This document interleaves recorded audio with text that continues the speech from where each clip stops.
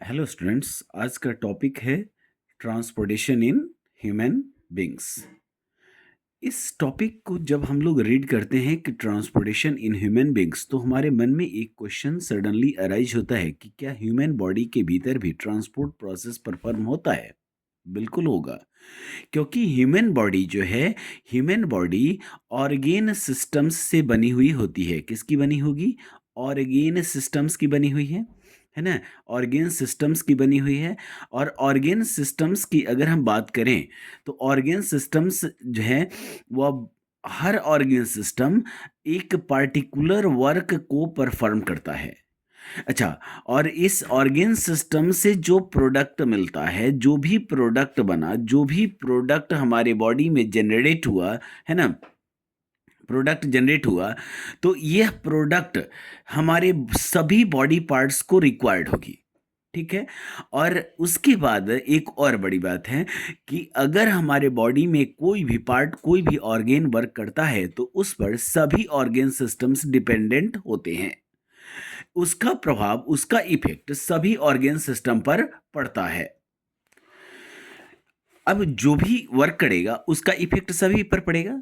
तो इससे आपको क्या समझ में आता है कि इसका मतलब है कि इसके द्वारा बनाए गए प्रोडक्ट को सभी ऑर्गेन्स तक पहुंचाने के लिए, है ना, इसके द्वारा किए गए यह जो वर्क करेगा, उस वर्क का जो भी प्रोडक्ट आएगा, उस प्रोडक्ट को सभी ऑर्गेन्स तक प्रोवाइड करने, पहुंचाने के लिए हमारे बॉडी में एक सिस्टम होना चाहिए। वह कौन सा सिस्टम होगा? तो वह होता है ट्रांसपोर्टेशन सिस्टम या ट्रांसपोर्ट सिस्टम होगा। अब ये जो ट्रांसपोर्टेशन सिस्टम होता है ह्यूमन बींग्स में इसे हम लोग कहते हैं सर्कुलेटरी सिस्टम। क्या कहेंगे इसे? सर्कुलेटरी सिस्टम कहेंगे। सर्कुलेटरी, है ना, सर्कुलेटरी सिस्टम कहते हैं। अब इसे सवाल है कि सर्कुलेटरी सिस्टम कहेंगे ही क्यों, है ना, इसको हम लोग सर्कुलेटरी सिस्टम नाम क्यों देते हैं?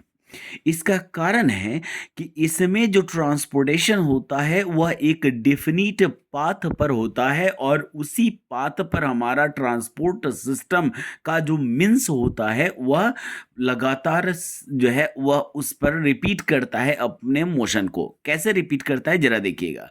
देखिए, हमारे बॉडी में ट्रांसपोर्ट सिस्टम के मेनली तीन रीजन्स माने जाते हैं। एक माना जाता है हार्ट।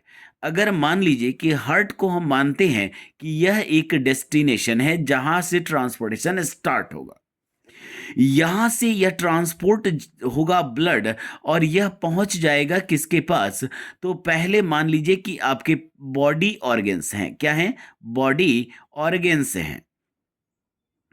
ठीक है, बॉडी ऑर्गेन्स हैं। यहां तक आया आपका ट्रांसपोर्ट सिस्टम सब्सटेंसेस को लेकर, है ना, बॉडी ऑर्गेन्स तक पहुंच गया।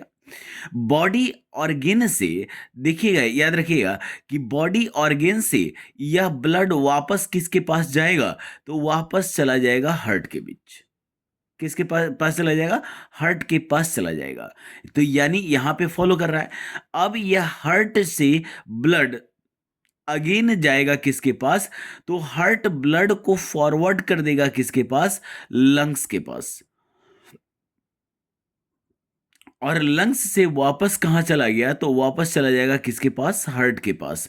और इस तरह हुआ एक डेफिनिट पाथ पर heart to lungs, lungs to heart, heart to body parts, body parts to heart. अब इस पाथ को वह कंटिन्यूटी में फॉलो करेगा। एक डेफिनिट पाथ पर वह अपने फंक्शन को कंटिन्यूटी में फॉलो करेगा। इस तरह वह डिफिनिट पाथ पर अपने मोशन को, अपने प्रोसेस, अपने वर्क को बार बार रिपीट करेगा, और इसलिए इसका नाम हो जाएगा सर्कुलेटरी सिस्टम। ठीक है। अब इसमें हम देखेंगे तो ह्यूमन बॉडी में सर्कुलेटरी सिस्टम जो होता है, इसका काम होता है मटेरियल्स को, केवल मटेरियल्स को हमारे बॉडी के पार्ट्स, एक पार्ट से दूसरे पार्ट तक पहुंचाता है, ऐसी बात नहीं है। एक्चुअली यह मटेरियल्स को बॉडी के एक पार्ट से दूसरे पार्ट तक तो पहुंचाता ही है, इसके अलावा यह बॉडी के टेम्परेचर को मेंशन करेगा, बॉडी के टेम्परेचर को मेंशन करेगा। ठीक है, टेम्परेचर को मेंशन करेगा। इसके अलावा भी क्या करेगा, तो इसके अलावा भी यह वर्क करता है, हमारे बॉडी की इम्यूनिटी सिस्टम को फॉर्म करता है वगैरह वगैरह। जब आगे पढ़ेंगे तो इसका हम लोग बहुत सारा फंक्शन देखेंगे। तो सर्कुलेटरी सिस्टम के रूप में यह मटेरियल्स को एक पार्ट से दूसरे पार्ट तक कैरी करेगा, चाहे वह यूजफुल मटेरियल्स हों चाहे वह वेस्ट मटेरियल्स हों। तो मेनली किसी के बॉडी में दो ही मटेरियल्स कैरी होते हैं, एक होता है आपका यूजफुल मटेरियल, एक होता है यूजफुल मटेरियल यानी जिसकी हमें ज़रूरत है, और दूसरा होता है क्या, तो दूसरा होता है आपका वेस्ट मटेरियल जिसकी ज़रूरत उसे नहीं होती है, जिसे उसे अपनी बॉडी से बाहर निकालना होता है। अब चलिए देखेंगे ह्यूमन सर्कुलेटरी सिस्टम के कितने पार्ट्स होते हैं। तो देखिए सर्कुलेटरी सिस्टम को अगर हम चार्ट के थ्रू समझें, है ना, सर्कुलेटरी सिस्टम को चार्ट के थ्रू समझें,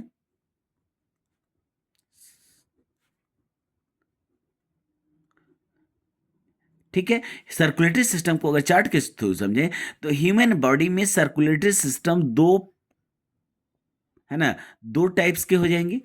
एक हो जाएगा जिसे हम लोग कहते हैं blood vascular system, blood vascular system, ठीक है, ब्लड वैस्कुलर सिस्टम हो जाएगा, ठीक है, इसे शॉर्ट में लिख देते हैं सिस, ब्लड वैस्कुलर सिस्टम। और दूसरा जो सिस्टम होता है हमारे बॉडी में वह होता है आपका लिम्फेटिक सिस्टम। कौन सा सिस्टम हो जाएगा, लिम्फेटिक सिस्टम हो जाएगा, ठीक है, लिम्फेटिक सिस्टम हो जाएगा। अब बात करें हम अगर ब्लड वैस्कुलर सिस्टम की, तो ब्लड वैस्कुलर सिस्टम को बनाने के लिए इसके तीन पार्ट्स होते हैं। कितने पार्ट्स होंगे, तीन पार्ट्स होंगे, ठीक है। एक हो जाता है आपका कौन सा, तो एक हो जाता है आपका ब्लड, एक हो जाता है ब्लड, ब्लड वेस्कुलर सिस्टम है तो ब्लड होगा, ब्लड के साथ इसका दूसरा पार्ट हो जाता है जिसे हम लोग कहते हैं हार्ट, है ना, और ब्लड वेसल्स, ठीक है, हार्ट और हार्ट, और दूसरा अगला लास्ट हो जाएगा आपका ब्लड वेसल्स, ब्लड वेसल्स, ठीक है। ब्लड एक्चुअली में वह कैरियर हो गया जो ढोएगा सामान को, एक पार्ट से दूसरे पार्ट तक लेकर जाएगा, वह कैरियर हो जाएगा ब्लड। हार्ट क्या हो जाएगा कि यह वह एनर्जी प्रोवाइडर है जो इस ब्लड को एक से डायरेक्शन से दूसरे डायरेक्शन में फॉरवर्ड करता है, और इसी की ताकत से ब्लड हमारे बॉडी में मूव करेगा, सर्कुलेट करेगा, यानी यह पावर जनरेटर है, पंपिंग स्टेशन कहेंगे। वहीं पर आपका हो जाएगा ब्लड वेसल। ब्लड वेसल को आप मान सकते हैं वह पाथ या रास्ता जिससे सर्कुलेट होता है, जिससे क्या होगा, सर्कुलेट होगा, है ना। जैसे मान लीजिए कि आपको जाना है कहाँ, दिल्ली जाना है, आपको कहाँ जाना है, हैदराबाद जाना है, कहीं भी जाना है तो आपको चाहिए क्या, रास्ता चाहिए, और ब्लड वेसल वह रास्ता बन जाएगा, वह पाथ बन जाएगा, वह रोड बन जाएगा, और उस रोड पर चलेगा कौन, ब्लड। कौन चलेगा, ब्लड। और ब्लड को एनर्जी कहाँ से, क्योंकि कोई भी गाड़ी चलेगी तो फ्यूल तो चाहिए, है ना, एनर्जी प्रोवाइडर चाहिए, तो वह एनर्जी प्रोवाइडर, वह पावर, वह ताकत कौन देगा, हार्ट देगा, और इसलिए यह हो गया पंपिंग स्टेशन। एक जगह से उठाएगा दूसरी जगह आपको फॉरवर्ड कर देगा ताकत देकर। जैसे हम लोग पंप लगाते हैं घरों में, तो वह क्या करता है, ग्राउंड के वाटर को जो है वो एब्जॉर्ब करता है, और एब्जॉर्ब करके हमारे टैंक तक भेजता है, फिर पाइप्स के थ्रू वह वापस आ जाती हैं नीचे की तरफ हमारे घरों तक। तो इस तरह से ये सर्कुलेशन कंप्लीट होता है। चलिए अब आगे देखेंगे जो आपका ब्लड होता है, अगर बात करें हम ब्लड की, तो देखिएगा ब्लड जो होता है इसके कंपोनेंट्स कौन कौन से होंगे, तो इसका मेन कंपोनेंट होता है आपका दो कंपोनेंट। एक हो जाता है इसका इसका जो कंपोनेंट कहेंगे, तो इसका एक कंपोनेंट होता है जिसे हम लोग कहते हैं प्लाज्मा। क्या कहेंगे इसे, प्लाज्मा कहेंगे। एक कंपोनेंट हो जाएगा प्लाज्मा, और इसका जो दूसरा कंपोनेंट होगा वह दूसरा कंपोनेंट हो जाएगा आपका ब्लड कॉर्पसल्स। क्या हो जाएगा, ब्लड कॉर्पसल्स हो जाएगा, या इसे हम लोग ब्लड सेल्स के नाम से भी जानेंगे, ब्लड कॉर्पसल्स कहिए या इसे आप ब्लड सेल्स कह सकते हैं। इसे आप ब्लड कॉर्पसल्स,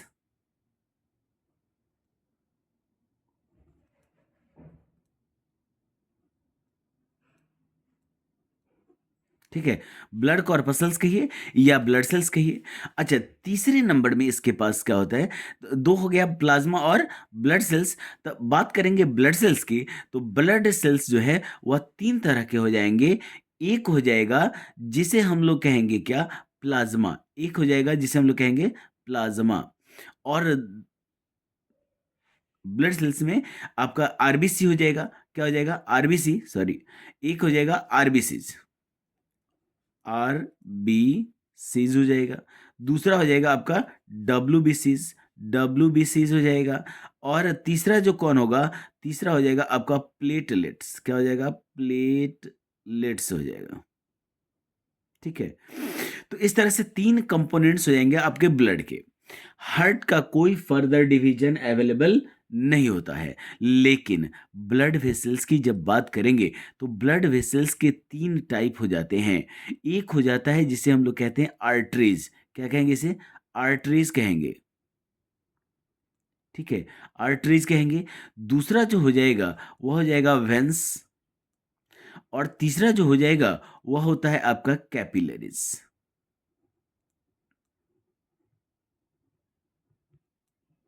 क्या हो जाएगा, कैपिलरीज। चलिए, अब देखेंगे हम लिम्फेटिक सिस्टम का।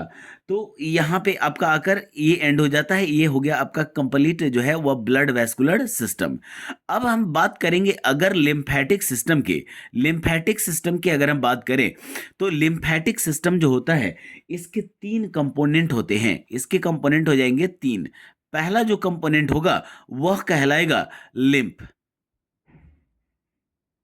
ये हो जाएगा आपका लिम्फ। दूसरा जो हो जाएगा वह हो जाएगा आपका लिम्फ वेसल्स। क्या हो जाएगा, लिम्फ वेसल्स।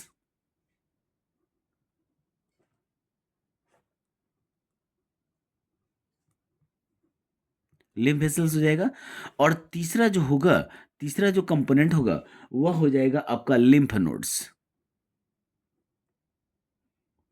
लिम्फ नोड्स, याद रखिए, लिम्फ नोड्स जो होते हैं इन्हें कभी कभी आप देखेंगे तो आपको लिखा हुआ मिलेगा लिम्फ ग्लैंड्स। Lymph glands. तो या तो आप इसे लिम्फ नोड्स कहिए या फिर आप कहिए लिम्फ ग्लैंड्स। ठीक है, और इस तरह से आपका जो है वह लिम्फेटिक सिस्टम वर्क करता है। देखिए, हालांकि ये आपको याद रखना चाहिए कि ये दोनों सिस्टम अलग अलग हैं नहीं, क्योंकि यह आपस में एक दूसरे को कोऑर्डिनेट करते हैं। कि ब्लड जिस सब्सटेंस को कैरी करके लाएगा वह उसे प्रोवाइड कर देगा किसे, तो वह प्रोवाइड कर देगा लिम्फेटिक सिस्टम को। लिम्फेटिक सिस्टम उसी सब्सटेंस को प्रोवाइड कर देगा किसे, तो वह प्रोवाइड कर देगा टिश्यूज को। किसे दे देगा, टिश्यूज को। और टिश्यूज से वापस वह सब्सटेंस कहां चला जाएगा, लिम्फेटिक सिस्टम के पास। मतलब जो वेस्ट टिश्यूज की जो मटेरियल क्रिएट करेंगे वह कहां जाएगा, लिम्फेटिक सिस्टम के पास। और यह लिम्फेटिक सिस्टम वापस रिटर्न कर देगा किसे, तो यह वापस रिटर्न कर देगा ब्लड वेस्कुलर सिस्टम को। यानी ये दोनों system, blood vascular system lymphatic को कोऑर्डिनेट करेगा और lymphatic system blood vascular system को कोऑर्डिनेट करेगा। तभी हमारे बॉडी में प्रॉपर सर्कुलेशन प्रोसेस कंप्लीट हो पाएगा। अगर ये एक दूसरे को कोऑर्डिनेट ना करें तो इसका मतलब है कि हमारे बॉडी में सर्कुलेशन सिस्टम प्रॉपर नहीं होगा। ठीक है स्टूडेंट्स, तो इस तरह से हमारे बॉडी में सर्कुलेटरी सिस्टम के पार्ट्स आपने देख लिए हैं।